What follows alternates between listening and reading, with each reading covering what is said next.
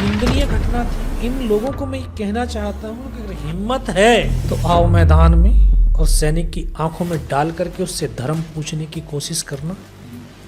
तुम्हारे लफ्ज निकलने से पहले तुम्हारे हलक में गोली आ जाएगी। तुम किसी ऐसे योद्धाओं से टकराते तो तुम्हें पता भी चलता कि हिंदुस्तान की धरती बेटे और बेटियां पैदा नहीं करती है, शिंगनी और शेर पैदा करती है। 26 लोगों को मार दिया गया।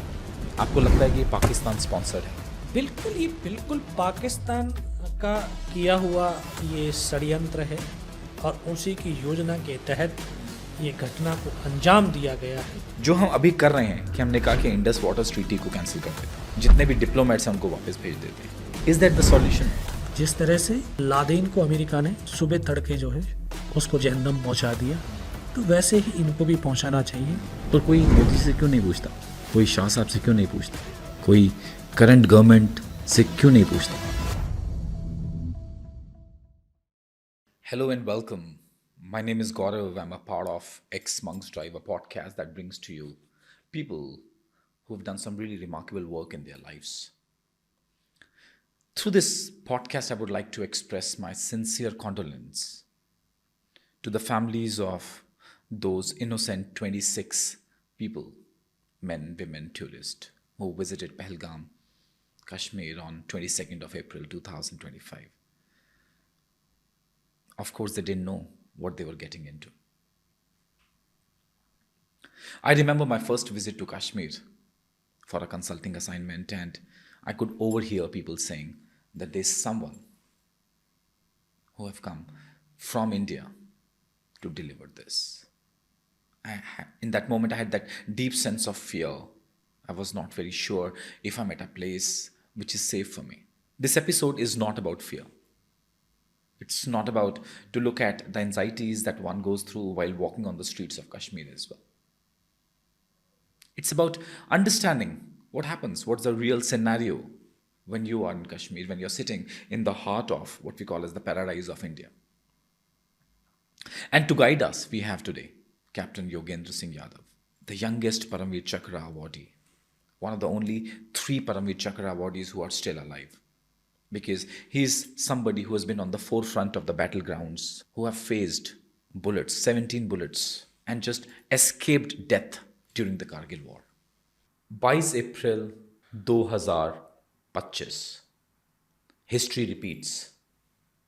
अभी जब कुछ दिन पहले पहलगांव में फिर से अटैक हुआ हिंदुस्तान पे, अगर आप इस पूरे इंसिडेंट को अगर आप सोल्जर की आईज से देखते हो, एक सिपाही की आंखों से देखते हो, तो आपका पहला रिएक्शन क्या था?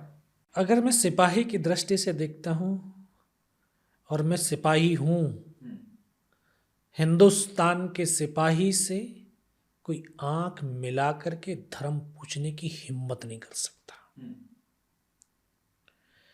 ये वो लोग हैं, ये वो कायर लोग हैं, नपुंसक लोग हैं, वो निर्दयी लोग हैं जो बेकसूर लोगों के ऊपर ये अत्याचार करते हैं, उनकी हत्या करने में और हत्या करके जश्न मनाने में अपनी जिंदगी को जीना चाहते हैं।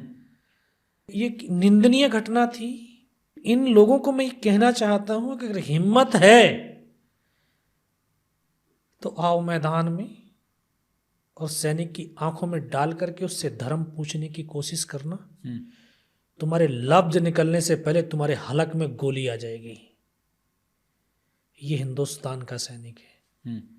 तुम उन लोगों के ऊपर, अरे जो अपनी जिंदगी के कुछ पलों को हमारे धरती के स्वर्ग कश्मीर की वादियों में उनको बिताने के लिए गए, निहत्ते हैं, लाचार हैं। वो एक अपने खुशियों की उमंग में डूबे हुए हैं और वहां तुम गोलियां चला रहे हो और पूछ के चला रहे हो कि तुम हिंदू हो या मुसलमान हो। हाँ, हिंदू हो या मुसलमान, तुम गोली इस तरह से चला रहे हो। गोली पर धर्म नहीं लिखा होता। अगर मैं वहां होता या हिंदुस्तान का कोई और सैनिक होता, तुम धर्म पूछने की तुम्हारे अंदर हिम्मत नहीं होती। तो ये बुज़दिल लोगों का काम है। और हाँ, एक सैनिक होने के नाते ये भी जानता हूँ कि कहीं ना कहीं हमारी सुरक्षा में चूक रही है। सर 25 हिंदू लोगों से पूछा गया कि तुम बताओ कि तुम हिंदू हो या मुसलमान हो। एक कश्मीरी, लोकल कश्मीरी, 26 लोगों को मार दिया गया। आपको लगता है कि ये पाकिस्तान स्पॉन्सर्ड है?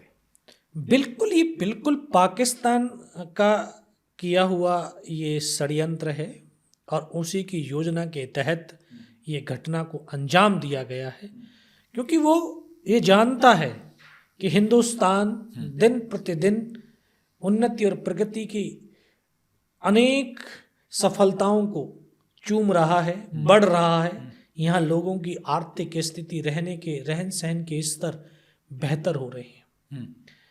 यहाँ हिंदू, मुस्लिम, सिख, ईसाई एक यूनिटी में रहते हैं और ये इस राष्ट्र की ताकत है। तो उन्होंने एक नया खेल शुरू किया है कि अब हम धर्म पूछ करके गोली मारेंगे, ताकि हिंदुस्तान के हिंदू और मुसलमान में और नफरत बढ़ जाए। यहाँ हिंदू और मुसलमान आपस में इतने बैरी हो जाएं कि एक दूसरे को मारने पे उतारू हो जाएं, कहीं गृह युद्ध ना इनका हो जाए। इनका गृह युद्ध होगा, देश में हमारे में अशांति होगी। तो जब हम जितनी तेजी के साथ अपनी आर्थिक स्थिति को मजबूत करते जा रहे हैं, वो कहीं ना कहीं हमारी डगमगा जाएगी, टूट जाएगी। लेकिन ये देश इस ऐसी घटनाओं से टूटने वाला नहीं है। इनको समझ आना चाहिए कि ये देश, अरे मुगलों के राज्य में नहीं, मुगलों ने जब 700 साल राज किया था तब नहीं ये देश टूट पाया। तुम चंद लोग इस देश को तोड़ने की चेष्टा करोगे। यहाँ का मुसलमान भी उतना ही राष्ट्रभक्त है इतना हिंदू है। नहीं तो ब्रिगेडियर उस्मान की कहानी को पढ़ लेना, अब्दुल हमीद की वीरता को समझ लेना। ये वो शूरवीर योद्धा हैं। और नहीं तो एपीजे अब्दुल कलाम को पढ़ लेना। इन्होंने राष्ट्र की यूनिटी और राष्ट्र की प्रगति में अपना सर्वोच्च न्यौछावर किया है। और मुसलमान जब पाकिस्तान के लोगों को मौत की नींद भी सुलाया है। 1947, 1965, 1971, 1999, अगर आप इन 4 हिंदुस्तान और पाकिस्तान में लड़ाई को देखेंगे तो पाकिस्तान ने बार बार मार खाई है और ये बार बार ये कर रहे हैं। आपको क्या लगता है कि जो टेररिस्ट होते हैं, जो स्पॉन्सर्ड बाय पाकिस्तानी होते हैं, उनका मानसिक संतुलन क्या होता है, उनकी सोच क्या होती है कि वो बार बार क्रॉस बॉर्डर्स कर सिविलियंस पे अटैक करते हैं? जैसे आपने कहा, जिनके पास जो कुछ कर ही नहीं सकते उनका। हाँ, बिल्कुल। पाकिस्तान ने 4 बड़े युद्ध लड़ कर के देख लिए हिंदुस्तान से। हार के देख लिए, लड़ कर के देखा और लड़ कर के उन्होंने अपने उस हार को देखा है कि किस तरह से हिंदुस्तान ने उनको हराया है। और हराया ही नहीं, 1971 में तो उनके देश के 2 टुकड़े भी कर दिए। तो ये उनको पता है कि हिंदुस्तान से हम प्रत्यक्ष रूप से जीत नहीं सकते हैं। तो वो एक नई अलग अपनी टैक्टिक्स को अपना रहा है, प्रॉक्सी वॉर। तो टेररिस्टों को पालना, उनको हिंदुस्तान में भेजना ताकि हिंदुस्तान के अंदर अशांति हो, देश आंतरिक रूप से अस्थिर हो जाए, ये उन्नति और प्रगति ना कर पाए। लेकिन भूल रहे हैं कि आपने 1990 से उस कश्मीर के अंदर उग्रवाद की फसल को उगाया और इस हिंदुस्तान की फौज ने उस फसल को नष्ट नाबूद किया है। तुम कितनी भी अलग तकनीकी अपना लो, तुम कितने भी तरीके अपना लो, तुम जीत नहीं पाओगे और इस मुल्क को आगे बढ़ने से रोक नहीं पाओगे। यादव जी, एक बात बताइए, ये जो अटैक हुआ, ऐसा तो नहीं है पहली बार अटैक हुआ। 26/11 पे अटैक हुआ, उससे पहले पार्लियामेंट पे अटैक हुआ, उससे पहले अमरनाथ यात्रा पे अटैक हुआ, और ये अटैक बार बार हो रहे हैं। तो नहीं, बिल्कुल ये बार बार अटैक हो रहे हैं क्योंकि वो एक दहशत फैलाना चाहते हैं। किसमें? आम नागरिकों में। जब हम दहशत होगी तो हम बाहर नहीं जाएंगे, वो हम घरों में छुपे रहेंगे। हाँ, हम खुल करके जो है अपने कामों को नहीं कर पाएंगे, तो इससे इकोनॉमी के ऊपर असर पड़ेगा, और इकोनॉमी के ऊपर असर पड़ता है तो राष्ट्र के ऊपर असर पड़ता है।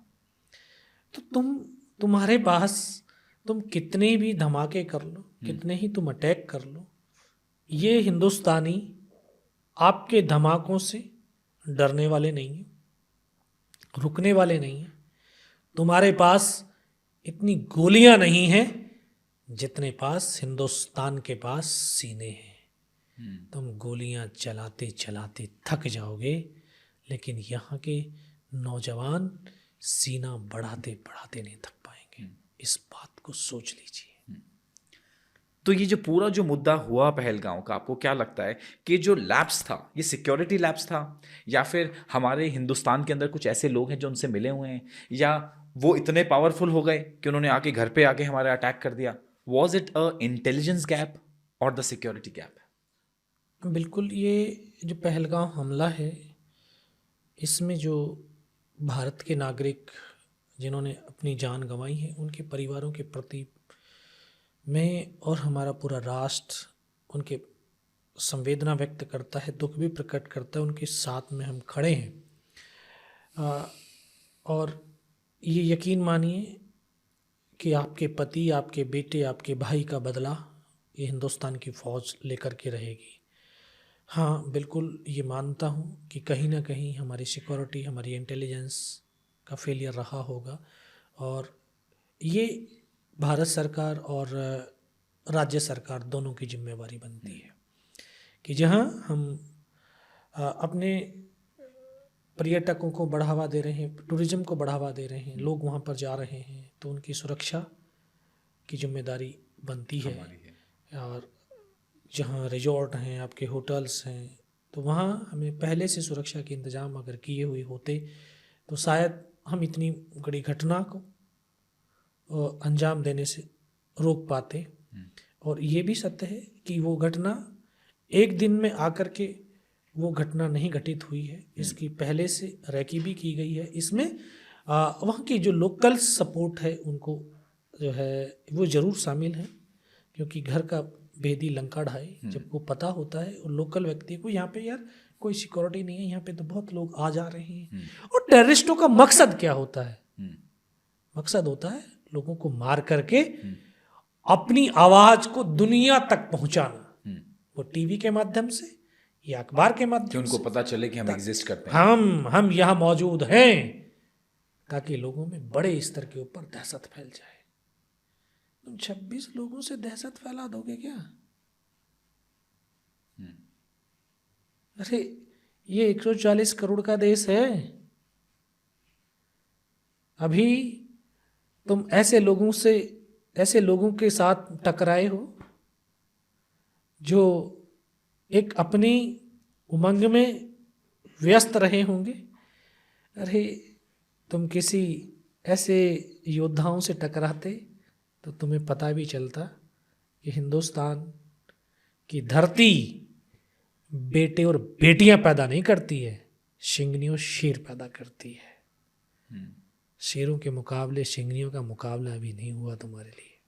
जिस दिन होगा उस दिन पैंट गीली हो जाएगी। और ये मैंने देखा है कि किस तरह से जो मिलिटेंट हिंदुस्तान की गोलियों के आगे वो नतमस्तक होते हैं और जहन्नुम में पहुंचते हैं। और मैं तो कहूँगा अब की बार कि जब वो धर्म पूछते हैं ना, धर्म पूछ के गोली मारते हैं, तो मिलिटेंटों को भी उनके धर्म के विरुद्ध उनको जलाना शुरू कर दो।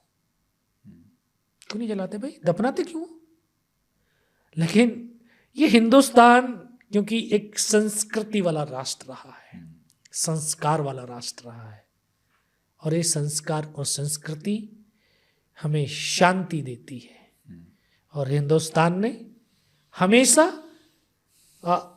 अहिंसा का रास्ता अपनाया है, हिंसा कभी नहीं की। इसी अहिंसा के बदौलत हमने बुद्ध दिए हैं, दुनिया ने युद्ध दिए हैं। तो हम युद्ध पर विश्वास नहीं करते, हम बुद्ध पर विश्वास करते हैं, क्योंकि बुद्ध अनंत काल तक अटल होगा और उसमें मानवता की कल्याण छुपा होगा। युद्ध हमेशा विनाश का कारण होता है। और हम इतने हेल्पलेस हो गए थे कि हम कुछ कर ही नहीं पाए। यस, ये बिल्कुल सत्य है कि जब वो नज़दीक कैसे आए हैं, और मैं अचंभित ये हूँ कि यार जब हम बात करते होते ना तो हम एक ढीलापन, पकड़ ढीली हो जाती है हमारी, चाहे हमारे हाथों की, चाहे हम कोई जब हम weapons बात करते हैं तो हमारी पकड़ ढीली हो जाती है। ढीली हो जाती है, पकड़ ढीली हो जाती है। और जब हम शांत होते हैं तो मन, शरीर की ताकत बढ़ जाती है। और आप शांत बैठे हैं, वो बात कर रहा है, वो स्टेट पूछ रहा है, नाम पूछ रहा है, तो कहीं ना कहीं पकड़ ढीली थी। अगर यही एक सिविलियंस ने सेल्फ आत्मरक्षा की ट्रेनिंग की होती, उसको उन चीज़ों के बारे में बताया हुआ होता, तो शायद वो इतनी आसानी से नहीं मरता, बल्कि एक आध को तो मार ही देता। और इतना उनमें साहस नहीं है कि उनके एक को मार दिया, एक को पकड़ लिया तो दूसरे गोली चला देंगे, साले वो भागने लग जाते हैं। तो ये एक बड़ा जो है विषय है कि हमें बचपन से लेकर के और बड़े होने तक हमें आत्मरक्षा की ट्रेनिंग, हमें पेरेंट्स भी इसके लिए जो है जिम्मेदार हैं। हमारा जो स्कूली सिस्टम है ये भी उसका जो है जिम्मेदार है कि हमें स्कूल लेवल के ऊपर, सोसाइटी लेवल के ऊपर क्यों हमें आत्मरक्षा की ट्रेनिंग नहीं दी जा रही। तो हमें आत्मरक्षा की ट्रेनिंग होनी चाहिए यार। मौत तो आनी है ना, वो घर में भी आएगी, वो बंदूक के सामने भी आएगी। अगर जब मरना ही सुनिश्चित हो गया तो लड़ करके मरो यार। मैं तो ये चाहता हूं, लड़ करके मरेगा। तो आपको क्या लगता है कि सबसे बड़ा जो लैप्स था, ये लैप्स कहाँ था? जैसे एक आपने कहा कि सेल्फ डिफेंस की ट्रेनिंग नहीं, एक तो वो है।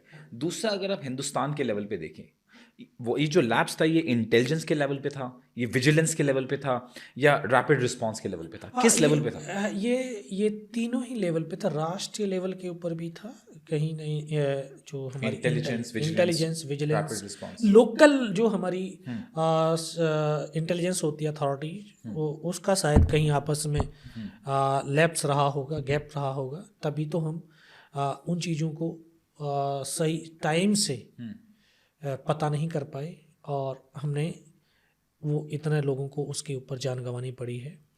हाँ, सच में हम कभी लगता ना यार, हिंदुस्तानी ना हर आदमी पर विश्वास और भरोसा ज़्यादा करता है। जब तक हमें थप्पड़ नहीं लगता ना तब तक हम ज़्यादा सचेत नहीं होते। अब इतना बड़ा थप्पड़ लगा, अब हम इतने सचेत हो रहे हैं।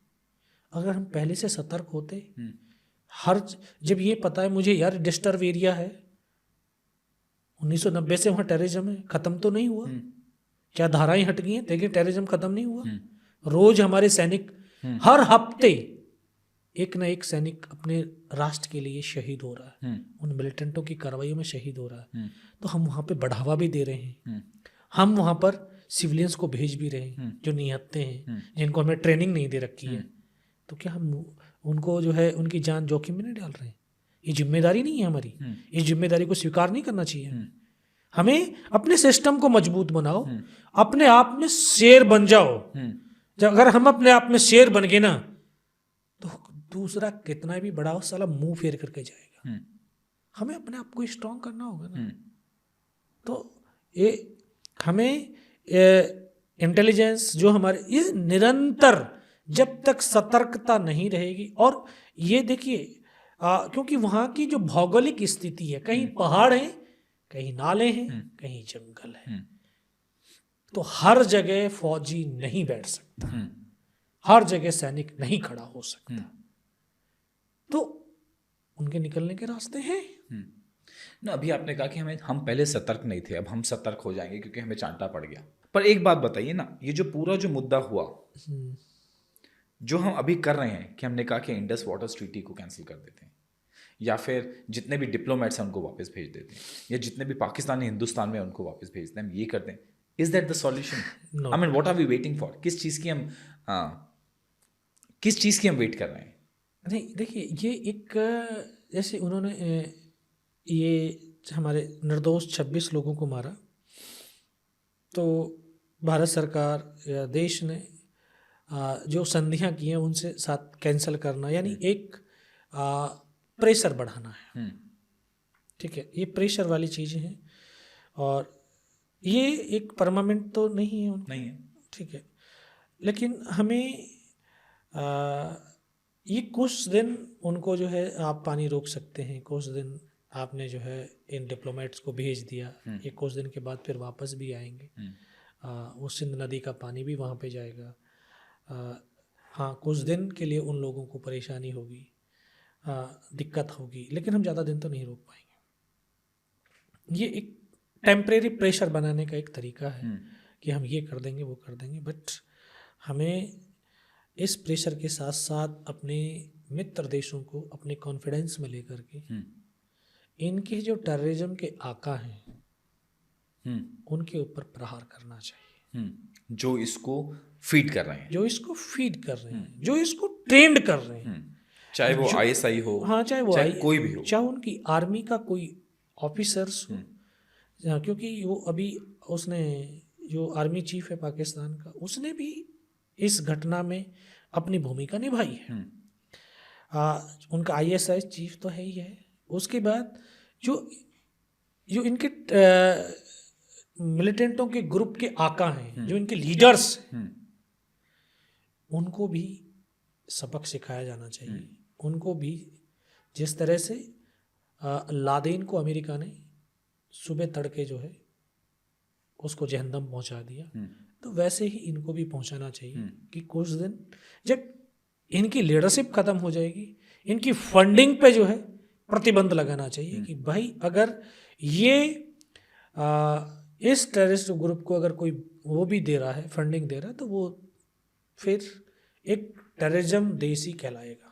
इनकी फंडिंग अगर रुक जाए, इनके ऊपर इस तरह के और सारे प्रतिबंध, और इनको मारना, और फिर दूसरी चीज़ एक और मैं सोचता हूँ यार, आज हम एक टेररिस्ट के ग्रुप को मार दें, उसके लीडर को मार दिया, क्या सॉल्यूशन खत्म हो गया?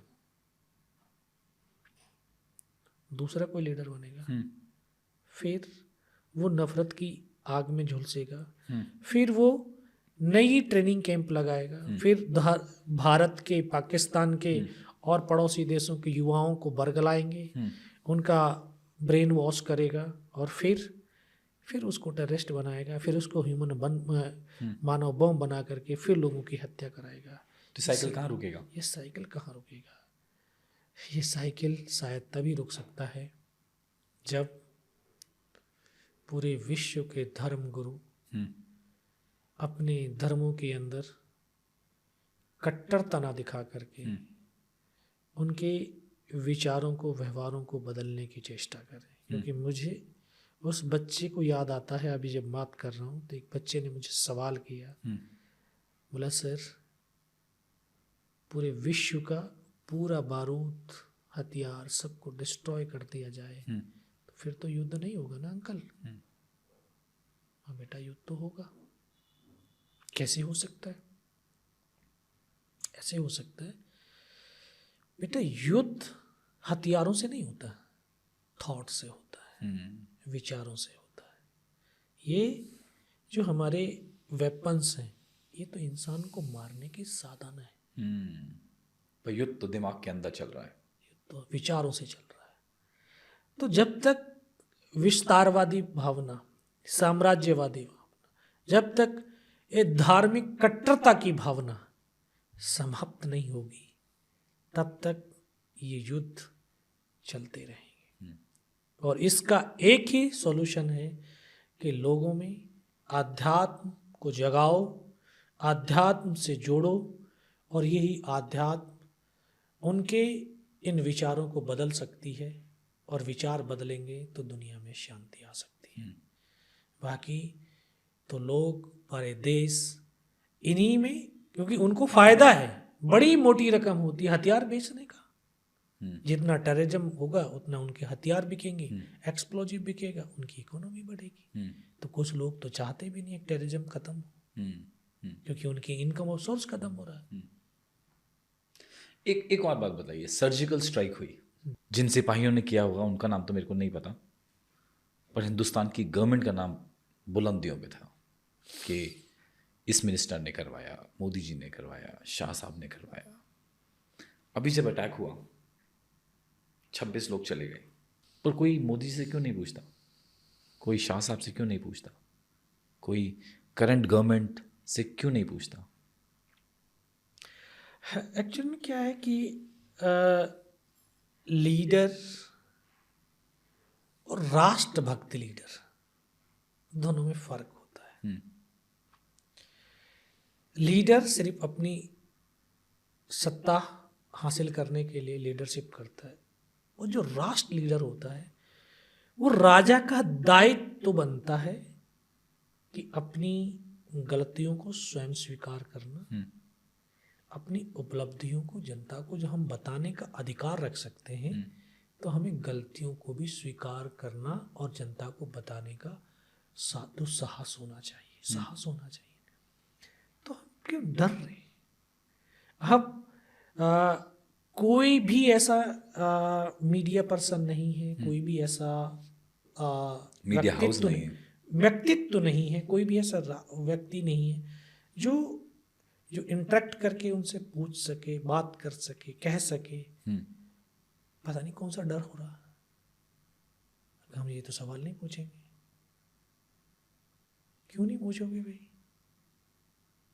पहले तो मीडिया नहीं थी, जब राजाओं का राज होता था, जब तो मीडिया नहीं थी। गुप्तचर विभाग तो तब भी था। गुप्तचर फेल होता था तो उस राजा वो अपनी उस चीज को स्वीकार करता था, लोगों को बताता था। लेकिन आज के राजा ऐसा नहीं है, क्योंकि बताने से शायद हो सकता है मेरी सीट कम हो जाए, लोग मुझसे नफरत करने लग जाएं, मुझे गद्दी से उतार दें। तो ये तो मेरे को लग रहा है कि ये जो सत्ता चल रही है, आज की सत्ता, ये कुर्सी तक है, लोगों के हित तक नहीं है। फौज, लोग कहते हैं फौज के हाथ खोल दिए। मैं कहता हूं फौज के हाथ बंधे कब थे भाई? 1947 से आज 2025 तक फौज के हाथ कभी नहीं बंधे। अगर हाथ बंधे होते ना तो 47 में जिस तरह से फौज ने अपना काम करके दिखाया, वो कश्मीर आज हिंदुस्तान का हिस्सा नहीं होता। अगर फौज के हाथ बंधे होते तो 71 में बांग्लादेश का निर्माण न होता। फौज के हाथ बंधे होते तो 99 के अंदर जो कारगिल हुआ तो ये लेह हमारा नहीं होता। फौज के हाथ कभी नहीं बंधे। फौज अपने नीचे से लेकर के हाई लेवल कमांडर तक एक कोऑर्डिनेशन, कोऑपरेशन से काम करती है, अपनी स्ट्रेटेजी से काम करती है, अपनी स्किल से काम करती है, क्योंकि उनके अंदर राष्ट्र प्रेम है, राष्ट्रभक्ति है। उन जानते हैं जिम्मेदारी हमारी है। तो और जो एक्चुअल में ना जो शांत होता है ना, उसकी जो ऊर्जा है वो अपने आप पूरी तरफ पहुंच जाती है। चंदन खुशबू होती है ना, चिल्लाता क्या भी खुशबू होती है, मेरी खुशबू आ जाओ, अपने आप उस चंदन की खुशबू पूरी प्रकृति में महक ला देती है। तो फौज वही चंदन थी। कभी उसने मीडिया का सहारा नहीं लिया, कभी किसी का नहीं लिया कि हमने ये किया, हमने ये किया। जो पहले एक कहावत थी ना, जो गरजते हैं वो बरसते नहीं।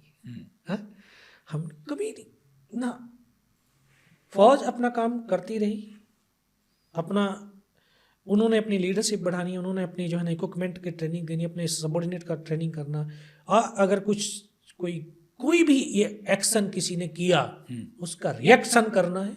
और तो अब जो है नई तरह की जो है राजनीति शुरू हुई है कि काम कोई और करेगा, नाम किसी और का होगा। आपने कहा कि उन्होंने एक्शन किया और हमने रिएक्शन किया। इस समय आपको क्या लगता है कि हिंदुस्तान कैसे रिटेलिएट करेगी? हाँ, करेगा।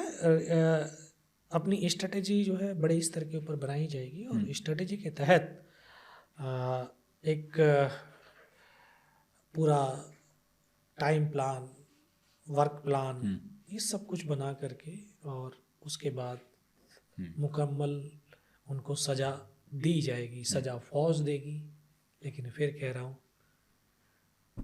उसका उपयोग राजनीति करेगी। आपको लगता है हिंदुस्तान इस बारी वॉर डिक्लेयर करेगा? नहीं, हिंदुस्तान वॉर डिक्लेयर नहीं करेगा, क्योंकि वॉर हमारी जो आर्थिक स्थिति है, जो हम बड़ी तेज़ी से प्रगति कर रहे हैं और जो हम 2047 में भारत, विकसित भारत की बात कर रहे हैं, सपना देख रहे हैं, तो वो नहीं पूरा हो पाएगा, क्योंकि वॉर का एक दिन का खर्चा बहुत ज़्यादा होता है। और वॉर जब चलती है कितने दिन चलेगी ये पता नहीं है, क्योंकि दुश्मन को कभी कमज़ोर नहीं समझना चाहिए। दुश्मन की जो तो उसकी स्ट्रेटेजी को भी समझना चाहिए, उसके सपोर्टर कौन कौन है उसको भी समझना चाहिए। अभी हमने युद्ध की अगर बात करते हैं, रूस ने यूक्रेन के ऊपर, अभी हम कुछ देर पहले इस इंटरव्यू से पहले बात कर रहे थे कि उनको लगा कि 2 दिन में युद्ध खत्म हो जाएगा। युद्ध खत्म हो जाएगा। देखो 2 साल होने को आए हैं, वो युद्ध खत्म नहीं हो रहा। अब रसिया इतना बड़ा देश है, वो हड्डी बन गई है गले की, ना उसको सटक पा रहा है ना उगल पा रहा है। तो ये इतने बदतमीजी कह रहा हूँ, ये पाकिस्तान छोटा सा देश है, सब जानते हैं, ठीक है, लेकिन इसके सपोर्टर बहुत हैं। ये अगर हमने युद्ध छेड़ दिया तो ये मत सोचना हम ये तो मीडिया ये सोच कर रही है कि जैसे कल ही युद्ध हो जाएगा, अभी आटे का गोला निकलने वाला है। भैया ऐसा नहीं होता, ठीक है। छोटा सा देश बेशक है, लेकिन वो परमाणु उसके पास है और उसके सपोर्टिंग में बहुत सारे देश खड़े हैं, ठीक है। तो हम इस तरह की कार्रवाई करेंगे जिससे कम से कम नुकसान हमारा हो और हम ज़्यादा से ज़्यादा उसका बेनिफिट कर दें, ठीक है। जैसे कहते हैं ना, सांप भी मर जाए और लाठी भी ना टूटे, तो हमारा विकास भी जारी रहे और इन टेररिस्ट या इस तरह की घटना को अंजाम देने वाले आकाओं को भी हम सबक सिखा दें। तो हमें ये काम भारत सरकार करेगी। भारत सरकार अपनी फौज से कराएगी, लेकिन फौज अपने बहुत बढ़िया लगा आपने जब कहा कि भारत सरकार करेगी, फिर एक अच्छी सी स्माइल आई आपके चेहरे के ऊपर। उसने बहुत कुछ कह दिया, फिर भारत सरकार अपनी सेनाओं से कराएगी। मैं कुछ पढ़ रहा था, कुछ सुन रहा था, उन्होंने कहा कि अगर ऐसी वॉर छेड़ती है तो मात्र 7 दिन में पाकिस्तान की जो स्थिति है वो बहुत ही बुरी हो जाएगी, क्योंकि उनकी इकोनॉमिक स्थिति जो है आज की डेट में बहुत बुरी हुई है। तो कह रहे हैं 7 दिन में हो जाएगी। पर अगर हिंदुस्तान को अगर आप देखेंगे तो चारों तरफ से जो घिरा हुआ है, एक साइड चाइना है, एक साइड पाकिस्तान है, बहुत अच्छे टर्म्स नहीं है, श्रीलंका है, उनकी अपनी आर्थिक स्थिति बहुत बढ़िया नहीं चल रही है। तो आपको क्या लगता है कि ऐसी स्थिति में कौन सा देश किसको सपोर्ट करना चाहेगा? चाइना सपोर्ट करेगा पाकिस्तान को, रशिया हमें सपोर्ट कर सकता है, ये जो यूएस है कहाँ पे जाएगा, क्या होगा क्या उसका? यूएस मुझे लग रहा है उस समय न्यूट्रल हो जाएगा, क्योंकि उन्होंने कभी भी हमारा खुल करके सपोर्ट नहीं किया है। रसिया ने हमारा खुल करके सपोर्ट किया है। चाइना तो खुल करके पाकिस्तान का है ही है, सपोर्टर है। ये आपका बांग्लादेश, ये भी इसका सपोर्ट करेगा। हमारा 2 फ्रंट खुल जाएंगे।